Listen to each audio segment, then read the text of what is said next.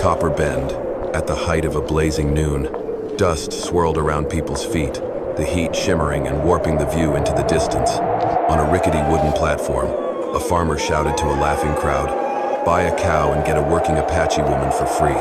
Laughter cracked through the air like a whip. Beside the skinny cow stood the Apache girl, nearly 6 feet 3 inches tall, muscles rippling beneath her sun-darkened skin. Faint rope marks were still visible on her wrists.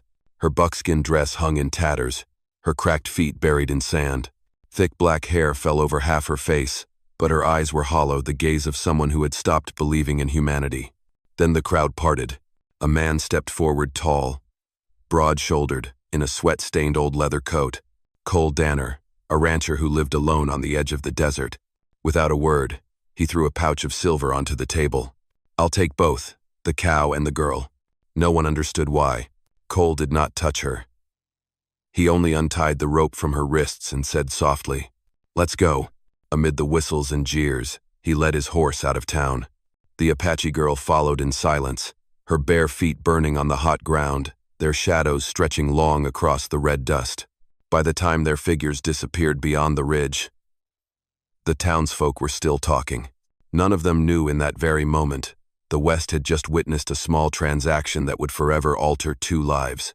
That afternoon, they arrived at Cole Danner's cabin, a small wooden house nestled in the drylands, where the wind blew all day like the desert's endless sigh. The horse stopped beside a dried-up well, red dust swirling around them like a curtain dividing 2 worlds. Cole led the cow into the pen, took off the saddle, and splashed his face with the last scoop of water left. He did not turn to look at the Apache girl.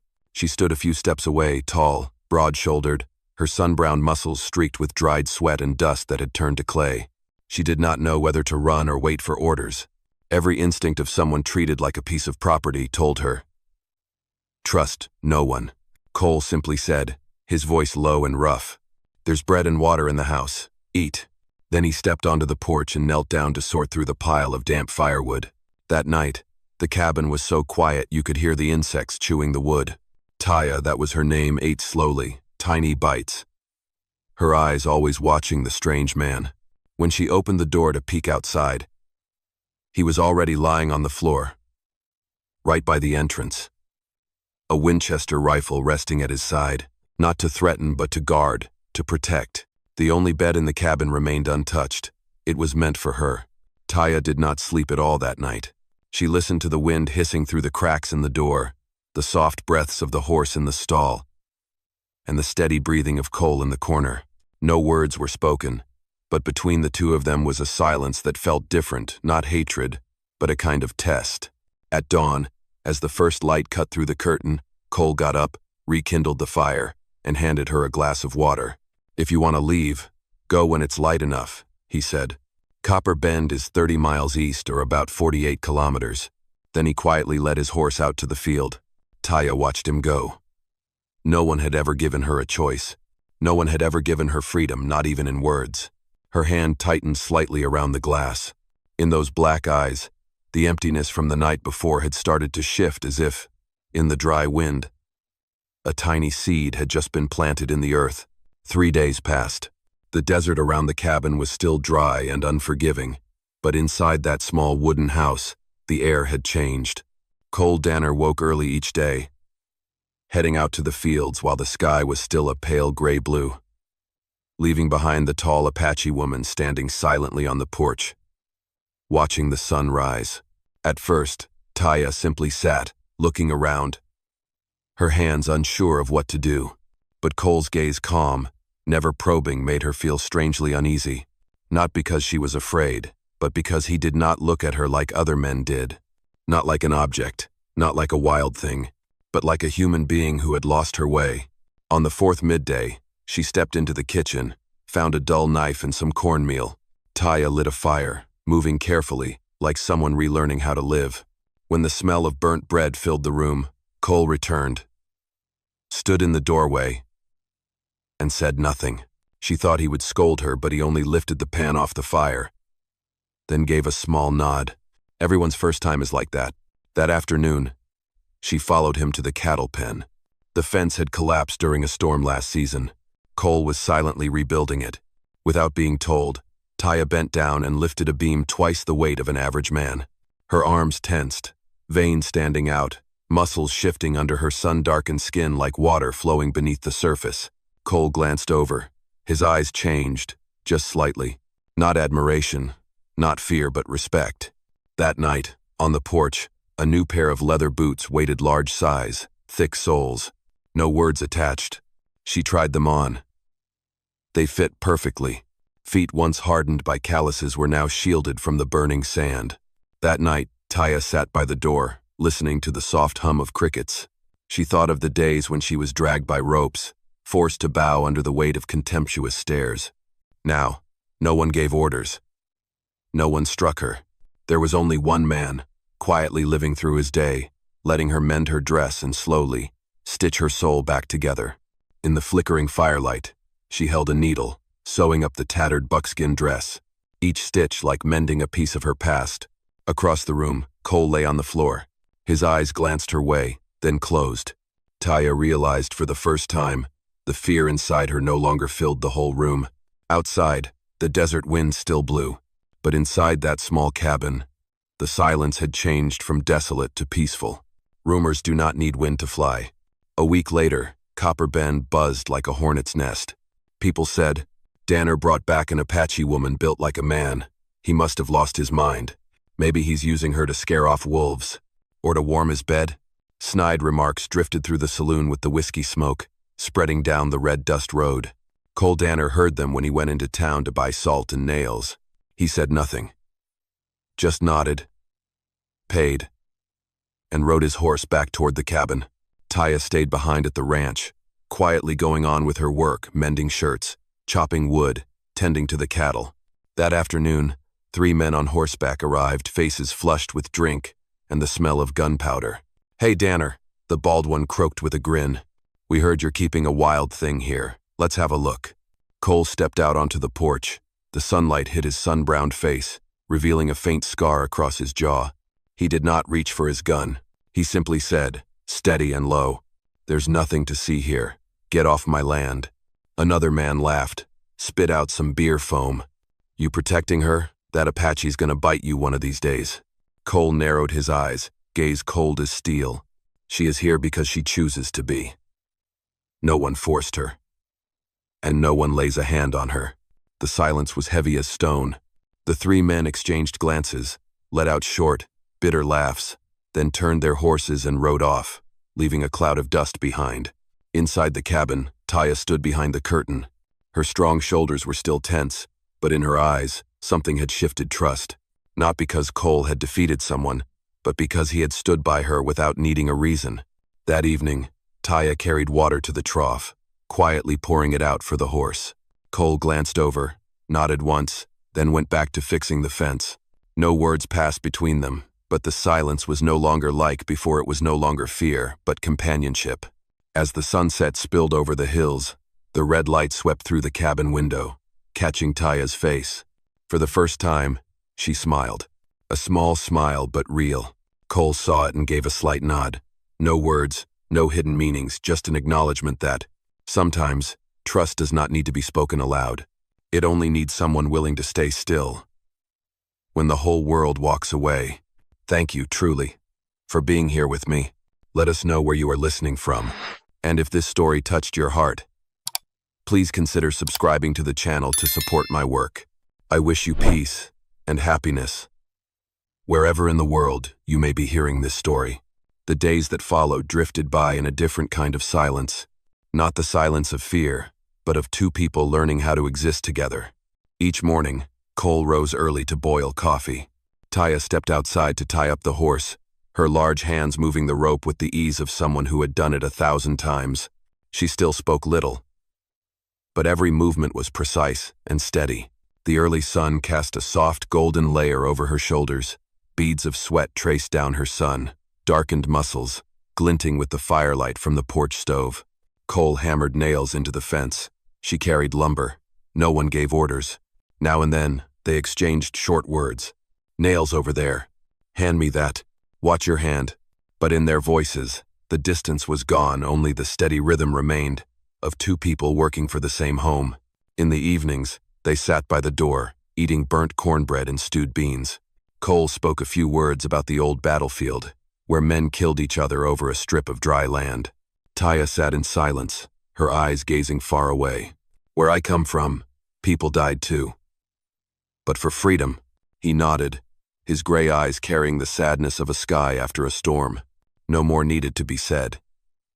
They both understood each had lost a part of themselves in wars. No one ever really won. At night, wind swept through the cracks in the cabin door, carrying the scent of dry earth and scorched grass. Taya continued sewing her torn dress. Her hands were large and strong, but the needle moved in clean, careful lines.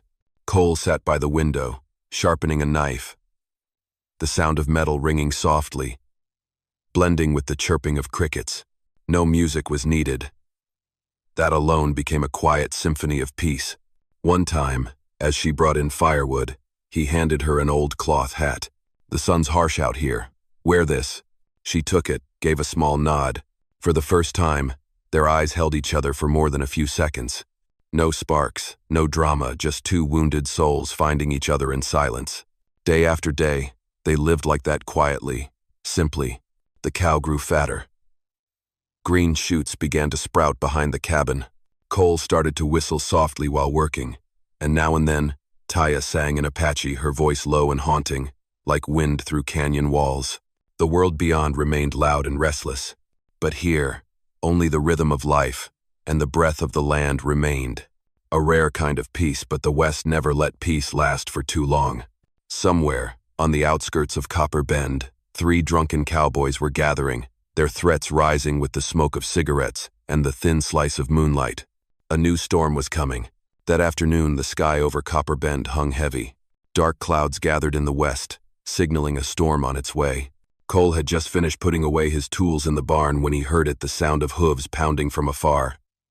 Sharp metal, striking stone. Fast and furious. 3 figures appeared over the ridge, riding hard toward the cabin. It was the same 3 drunken cowboys who had stirred trouble the week before. The bald one yelled out, "Come on out, Danner. Let us see that Apache you're hiding." Cole stepped onto the porch. He did not reach for his gun. He simply placed a hand on the wooden beam, his eyes cold as steel. "Leave my land." I won't say it again. But the liquor had made them wild. One of them cracked a whip. Another jumped off his horse and slammed a fist straight into Cole's face. The blow was hard enough to send him crashing down the steps. Blood dripped from his mouth. But his gaze stayed calm. "How's it feel to get a taste of what they did to us?" The man sneered, laughing. The door flew open.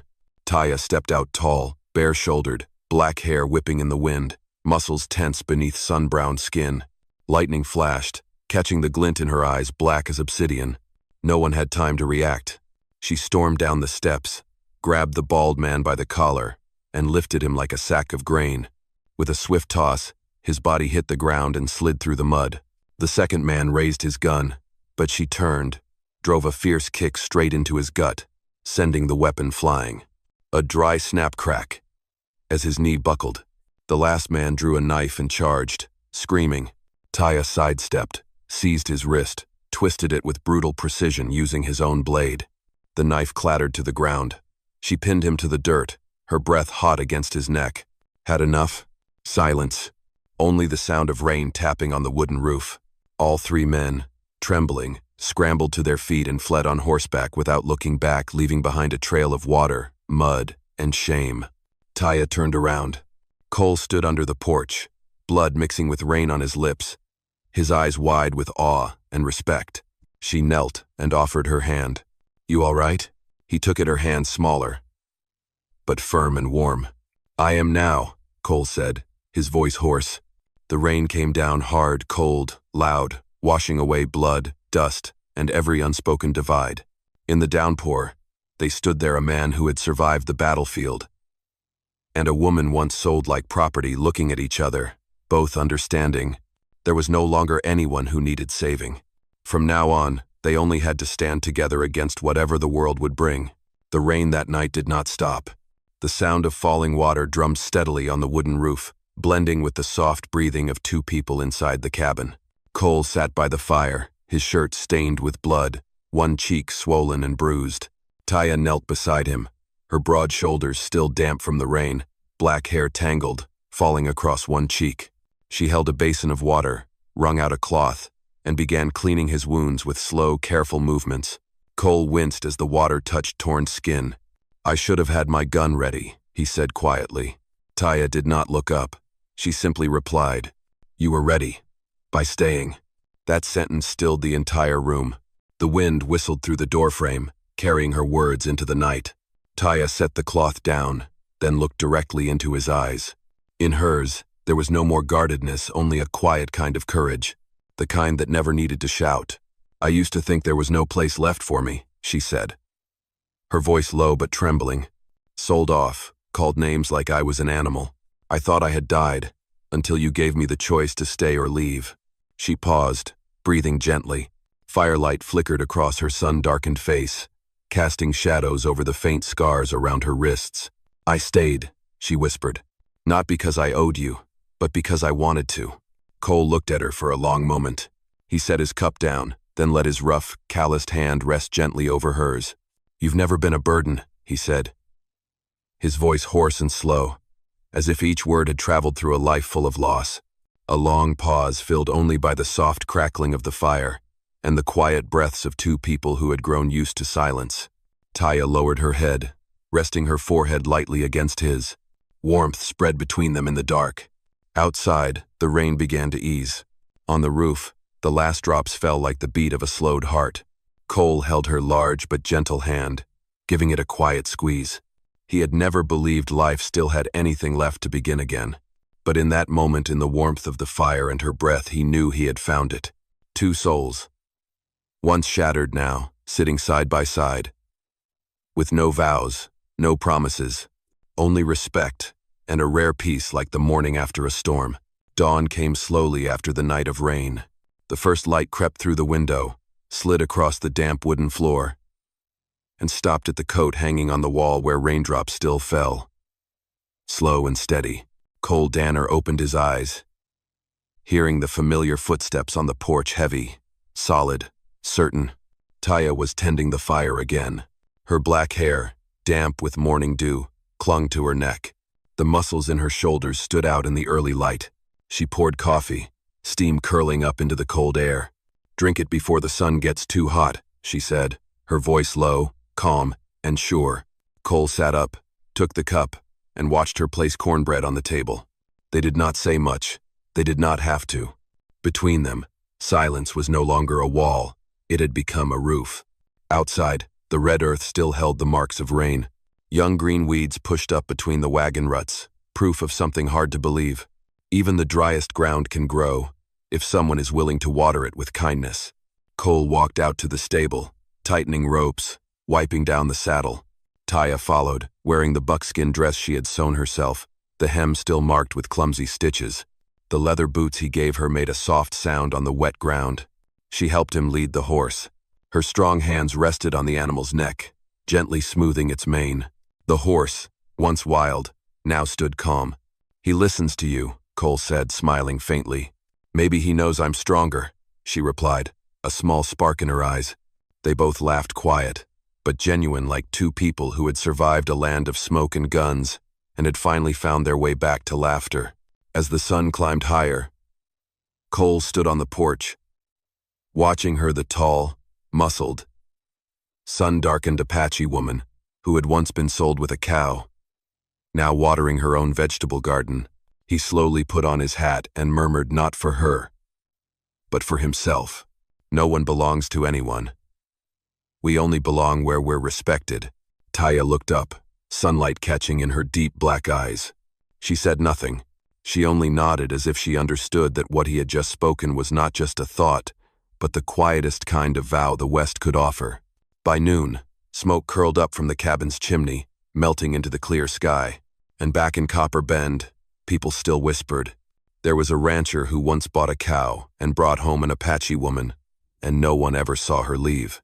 They never understood, and they did not need to, because out there, in the land of wind and dust, two souls who had lost everything found each other not through promises, but by surviving each day together.